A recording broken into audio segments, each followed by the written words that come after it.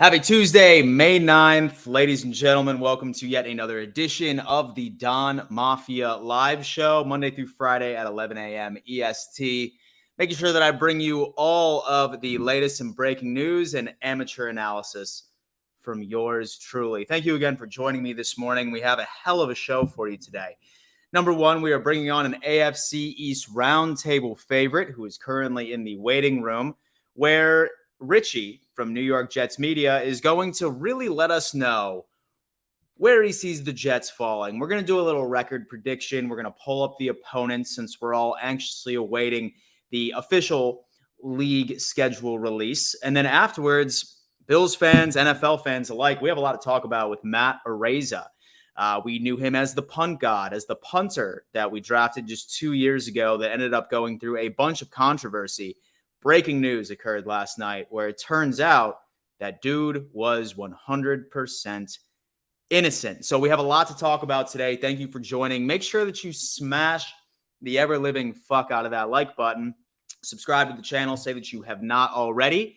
And guys, let's just go on ahead and just get into business. I welcome to you my good friend and co-host of the AFC's Roundtable, Richie. What's going on, my friend? How's the good life? Dan, what's up, brother? Thanks for having me on, my friend. I'm excited. Yeah. No, ladies and gentlemen, Richie and I just spent an hour and a half with TD Finns Talk going over our top 5, top 4 lists. And let's just say that I feel like both him and I are very mentally exhausted on that. Yeah. Stay tuned, guys. The AFC's Roundtable is coming out with the top quarterback ranking list where we each give our own takes on the ranking of the quarterbacks, and then the day after that will be wide receivers and then corners, and then we're going to continue that series. So a lot of exciting things happening on the roundtable. Is the corner video, I would say, was where you were the most heated, for sure. I feel like all of us were heated on that one. Oh, my God. I think the corner video, we're not going to spoil anything, but I definitely got a little heated there. Oh, man. Well, I mean, Richie, man, we definitely appreciate you coming on.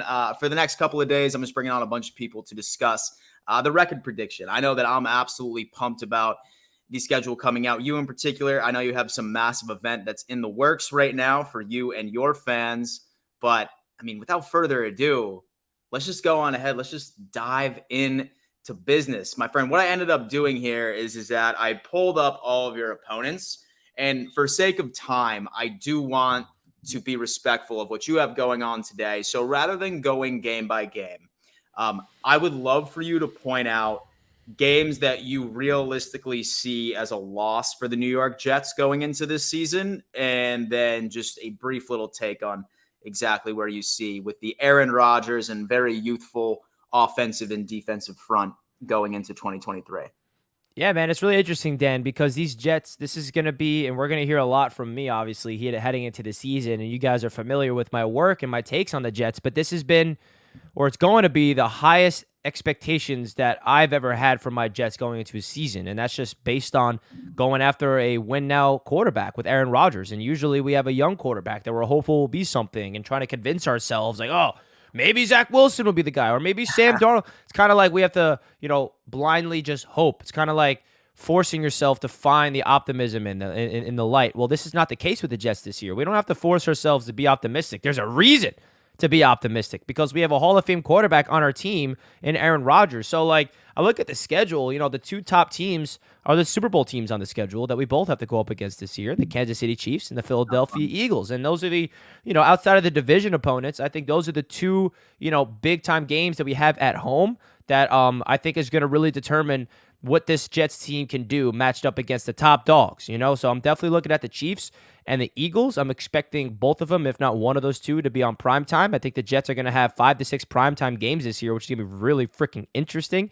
But definitely those are the two top dogs. And, people keep asking me, Richie, who do you want to see week 1? Well, give me the best team on the schedule week 1. I want to see how this Jets team would perform against the top dog on primetime. Give me the Eagles. I'm not saying we're going to beat the Eagles, but, I want to see how this Jets team is going to go out there with the pressure at this maximum, with the lights at its brightest in week number 1. But overall, Dan, I'm definitely looking at the two Super Bowl teams and the Chiefs and the Eagles. Got you. So you're saying right now, live on this show, that you're seeing the Jets just secure 2 losses this entire season. We heard the Eagles, we heard the Chiefs. Yeah, I mean, if those are L, I think that we have a chance to. I think with our defense, I really think that the Jets defense has a chance where we can beat any of these teams on the schedule. But that's not the reality. The Jets are not going 17-0. That's for sure. But those are the two ones where there's going to be fluky games. Like 100%. I mean, the Texans, can upset the Jets. The Falcons can upset the Jets. The Commanders can upset the Jets, right? The Raiders. I mean, just because on paper doesn't matter anything. And the Jets can upset the Chiefs. The Jets can upset the Eagles. So, if I want to chalk in, I don't want to say definite L's, but L's I'm expecting, it would be the Chiefs and the Eagles out of anybody on the list, outside of the division. Got it. And I mean, it's interesting because with TD and I, we were actually talking about this too, that I feel like it all happens to align with how the schedule is scheduled out as well. I mean, most of the time, some teams just get the short end of the stick where they have an absolute gauntlet.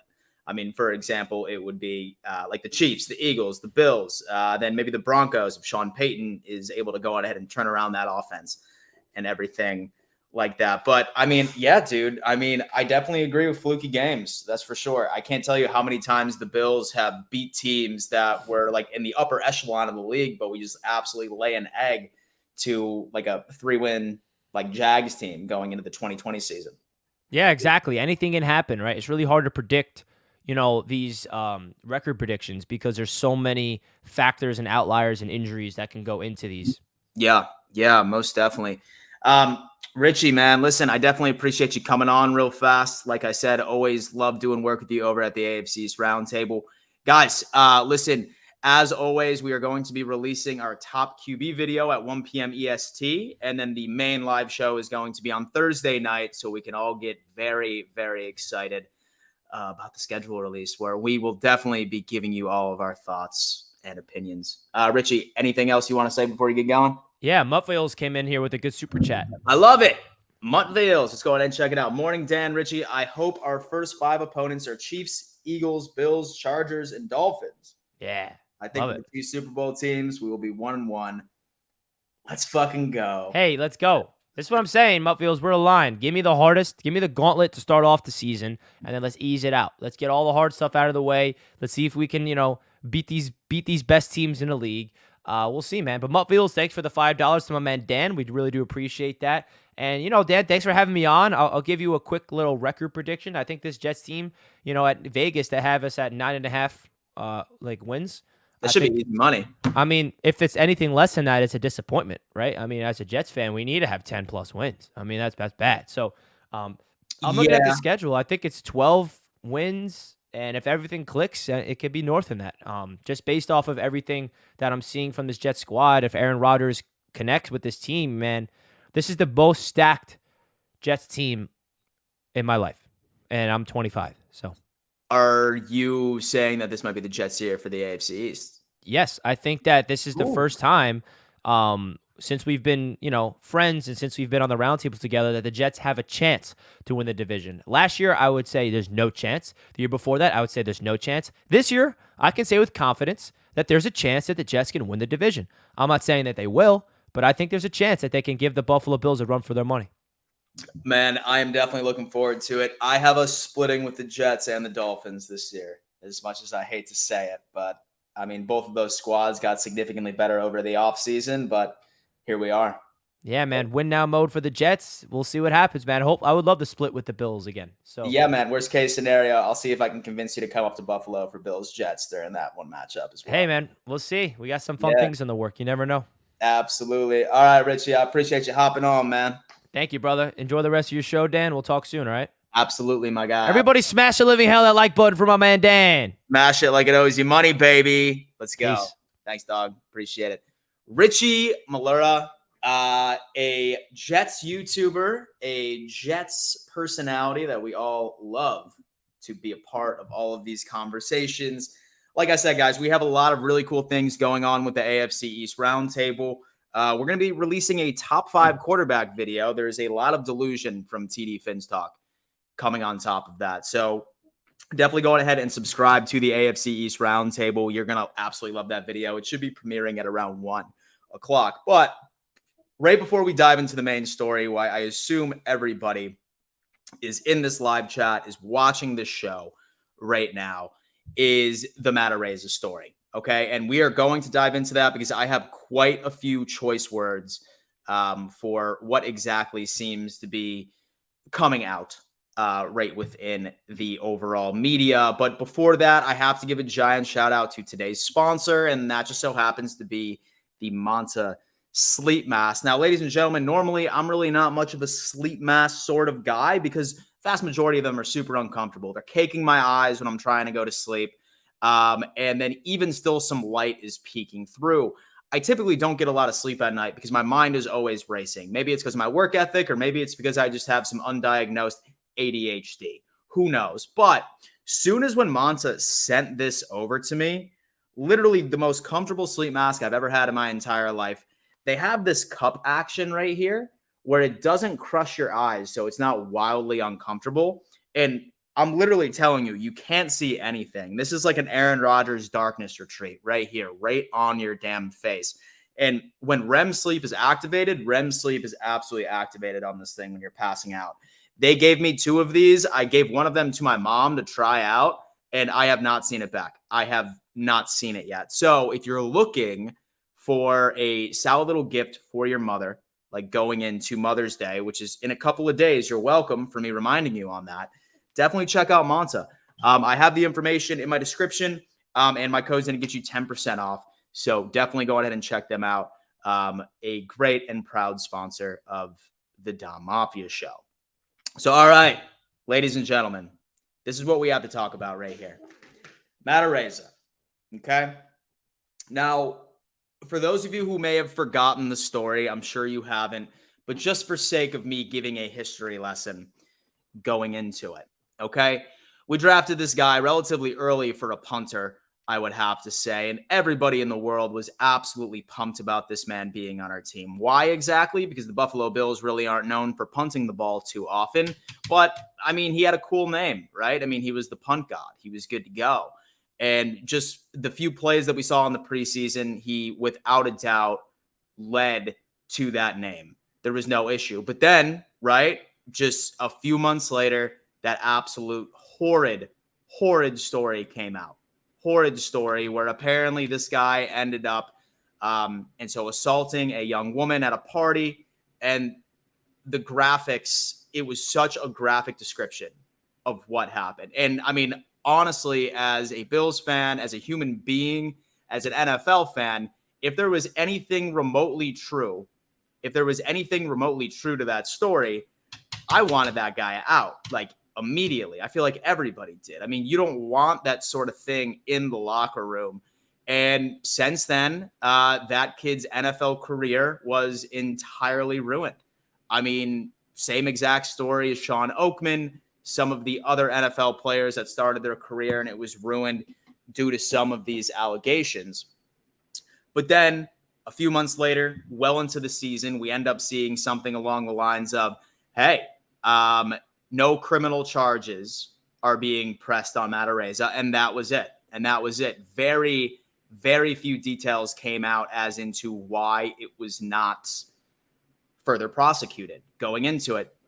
The entire narrative was still, hey, this guy is still going to see some sort of civil like issues. And then that was back, I want to say in November or December, but it was all up until literally yesterday when the details ended up coming out of exactly why this man was not criminally prosecuted. He wasn't even at the party at the time the alleged event happened. Wasn't even there. This is based off of evidence that they found in court. We don't have the videos, blah, blah, blah. Like, we don't have the timestamps, but I'm going to trust a court proceeding here. Perhaps most notably, the district attorney's office concluded Araiza couldn't have led the girl into the alleged blank because he had left the home at 12:30 a.m., an hour prior to when evidence suggested the alleged blank would have occurred. He wasn't even at the party anymore, the deputy district attorney cited. All I know is that at that point, Araiza was gone from the party. Additionally, so the prosecutors told the girl that video recordings of the incident in the bedroom made it impossible to determine, let alone prosecute anyone on whether there was a blank at all that night rather than consensual. So basically what the hell happened? What the hell happened is that this girl lied about her age, first off, like lied about her age. And right in California, as long as it's objectively reasonable that they could be the age that they lied about, still gross, but on her. Second thing that happened was that this girl had a sex tape. This girl made a sex tape with these dudes. Matt Araiza was not even there, by the way. She got pissed off because I'm sure they released it, showed it to all of their boys, saw that Matt Araiza ended up getting an NFL contract. She threw him under the bus and caused a massive, massive scene. That's exactly what I'm reading. That's exactly what I'm reading. If you can get people looking from an outside perspective in, saying, hey, I mean, she just regretted it. She was mad. And then she ended up making some absolutely crazy lie, which I think is absolutely disgusting. Now, the thing is that I absolutely hate the way that so many people can jump to conclusions. Like, this kid's life is ruined. He's never playing football again. Like, literally, he's never playing football again. If he is the sign with any NFL team, I will be shocked if that does happen. But I really, really, really hope, and trust me, like, both ends of the spectrum, I want the maximum possible punishment. If Matt Araiza did do that, right, which it was proven he didn't, then yeah, dude, nail that dude to a damn stake. But if somebody is going to lie about that and ruin somebody's life, I want the same magnitude of punishment. I want the same magnitude of punishment. There is no in between. And it's funny because you scroll through Twitter right now, how many people are roasting this girl? How many people are outraged that once the facts came out, that she completely bullshitted and ruined somebody's life, compared to the alleged incident for Matt Araiza? That kid got drugged through the mud. And I mean, imagine, like, his lawyers were probably sitting there. And so, like, I mean, his lawyers are probably sitting there as well. Like, during that time, like, he couldn't even defend himself because it would hurt his case, right? So, like, just imagine being that dude, reading all of these tweets from people that have no idea what the hell happened, and they're just going off of these allegations from which turned out to be some girl that was clearly just looking for some sort of validation, some sort of story to ruin somebody's life because she regretted what she consensually did after she lied about her age. Nobody on earth is giving that girl hell. Not a single person is giving that girl hell right now, especially to the magnitude that Matt ended up getting. I just feel terrible. I feel absolutely terrible for this guy. I really do, man. I mean, he's not going to recover, man. I mean, same thing that happened with Sean Oakman just a couple of years ago, right? Same thing. It turned out to be absolute bullshit. Dude was a top prospect in the draft, Sean Oakman. I mean, I'm sure we remember those pictures that came out of him, like, just like looking like an absolute beefcake, like 6'8", like crazy ass dude. And then he had to go through all of that. And then at the end of the day, man, I just wish that when it came down into like hearing certain allegations, that you wait for things like this to come out and you hear the facts of the case, because as often as like this, like these disgusting acts happen, almost just as often somebody's lying about it too. So like, that's why I just feel so bad for Matt Araiza at this point. Wasn't even at the party. The girl lied about her age, and she very clearly just made a video with some dudes, and she regretted it. And then she tried to come off as if that it was, you know, a blank. So yeah, guys, listen, I just want to go ahead and like now turn over into the live chat. I see a lot of people flying up in this. So John Marlowe comes in saying, I agree, Dan, let it be public and let us grab our pitchfork and axes. Absolutely, bro. Like, I mean, like, we need some high grade bullying on that girl. No, I'm just kidding. She's probably just young and stupid and just thought that she wanted to make that. Just think of all the sponsorships and money that cost Araiza. 110%. 110%. The Fixins coming in and saying guilty until proven innocent nowadays. Dude, 1,000%. 1,000%. That's exactly what it is. It's sad. This world, man. Like people jump to conclusions just based off of a random statement. If anybody has any sort of status, and if somebody just like throws out a tweet of absolute nonsense, then that person gets burnt to the damn stake. Doesn't even matter whether or not that it was facts. And once it gets proven otherwise, crickets. Absolutely crickets. We have this one. This is not a criminal case. It was filed as a civil case. So if you in the chat screaming that you're the problem, ignoring the court of law, absolutely. Spin. The reason the bills had to release Araiza is because of how society rejects the simple accusations and don't have the patience of justice to happen. I mean, yeah, guys. I mean, really, at the end of the day, high grade bully, and so every media outlet that jumps to conclusions, of course. I mean, that's just sort of how these things work out. Very sad for Araiza. I feel very, very bad for him. I really hope that somebody's going to be able to give him a chance. I'm not sure if people might think that there's too much baggage from the story, that he's not going to be able to recover from this, but I certainly hope he does. That's a shitty way to go out, man. Somebody absolutely just lied. It just is what it is. It really is. I mean, I don't know. I'm speechless. Like, I was pissed off last night. When I saw that. And I was just like, that girl just caused so much damage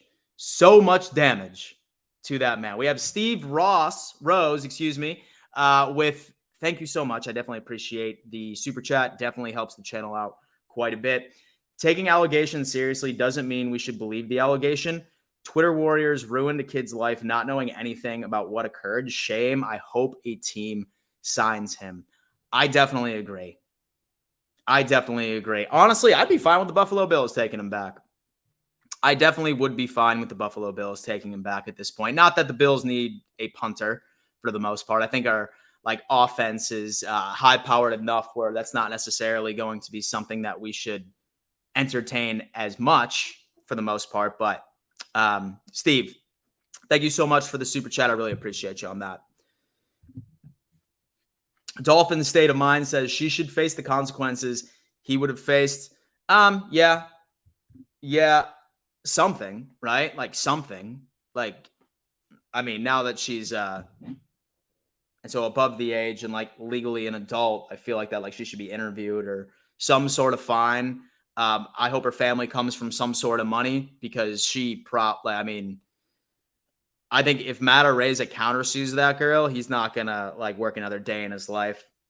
It's just Matt should sue Twitter. Oh man, that's so funny. Jets go sign him.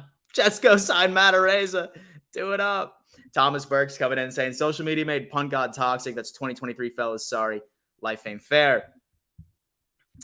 It's definitely not fair. That's for damn sure. You know you're right. No one's gonna take a chance on him just because of the drama. Unfortunately, it's how it is.